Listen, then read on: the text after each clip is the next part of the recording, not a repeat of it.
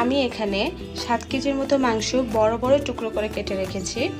আমার মনে হয় বেশি মাংস রান্না করলে মাংসটা যদি একটু বড় বড় টুকরো হয় সেটা খেতে ভালো লাগে। প্রথমে আমি আদা পেস্টটা দিয়ে দিচ্ছি। এখানে আমি 1 বাটি পরিমাণ নিয়েছি, পুরোটাই লাগবে আমার।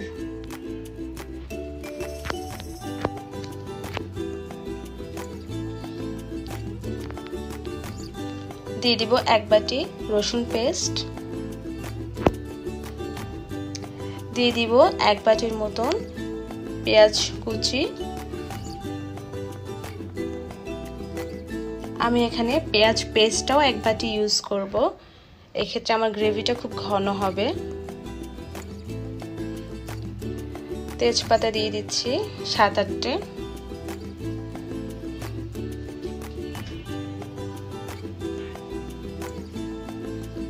হলুদের গুঁড়ো দিয়ে দিচ্ছি। হলুদের গুঁড়োটা কোনো টেস্ট আনে না, রঙের জন্য এটা ব্যবহার করা হয়। সো যতটুকু লাগবে আপনারা বুঝে ততটুকু দিবেন।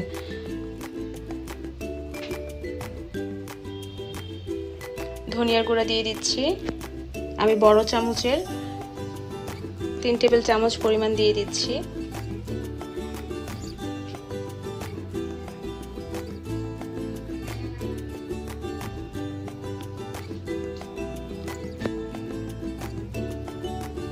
আমি আমার পেঁয়াজ পেস্টটা 1 বাটি দিয়ে দিচ্ছি। আপনারা ট্রাই করবেন পেঁয়াজ পেস্টটা দেওয়ার জন্য। আমি এবার দিয়ে দিব দারচিনি, এলাচি। আমি মরিচের গুঁড়া দিয়ে দিচ্ছি। যে যেরকম খেতে চান সেটার উপর ঝালটা আপনারা প্রয়োজন মতো দিবেন। আমি লবঙ্গ দিয়ে দিচ্ছি, তবে এটা অনেকে পছন্দ করে না, তাই আমি ইনগ্রেডিয়েন্টস এটা রাখিনি, আপনারা চাইলে দিতে পারেন। আমি রান্নার জন্য তেল দিয়ে দিব 2 বাটি। আমি একটু তেলটা কমই দিয়েছি।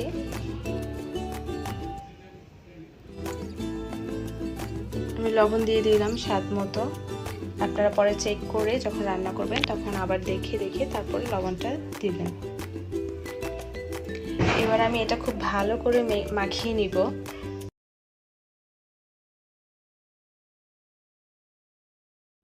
আমি 30 মিনিটের মতো রেস্টে রেখে দিব, তবে এটা না রাখলেও আমার মনে হয় না কোনো স্বাদে পরিবর্তন হবে। তারপর আপনারা চেষ্টা করবেন 30 মিনিট যদি রাখেন তাহলে মশলাটা মাংসের মধ্যে সুন্দর করে ঢুকে যাবে। আর 30 মিনিট পর যখন ঢাকনাটা খুলবেন দেখবেন যে একটা সুন্দর স্মেল কাঁচা অবস্থায় চলে আসছে। আমার রান্নাটা যখন প্রায় হয়ে যাবে আমি তখন তাতে একটা মশলা দিব। আমি সেটা পেস্ট করে নিয়েছি, তো সেটার মধ্যে আমি দারচিনি দিয়েছি, এলাচি দিয়েছি আর গোলমরিচ দিয়ে পেস্ট করে নিয়েছি। এটা আমি উঠানোর আগে যখন জিরা দিব ঠিক তখন দিব, এতে করে রান্নাটা অনেক বেশি মজার হবে। 30 মিনিটের মতো রেস্টে রেখে তারপর আমি চুলায় বসিয়ে দিয়ে দেবো। 2 ঘন্টা রান্না করব। চুলাটা জ্বালিয়ে দিয়ে আমি ঠিক 2 ঘন্টা রান্না করে ফিরে আসছি 2 ঘন্টা পরে। দেখুন 2 ঘন্টার মধ্যে আমার মাংসটা সিদ্ধ হয়ে গেছে। খুব বেশি মাংস যখন আমরা রান্না করি তখন কিন্তু প্রেসার কুকারে না দিলেও মাংসটা খুব ভালোভাবেই সিদ্ধ হয়ে যায়।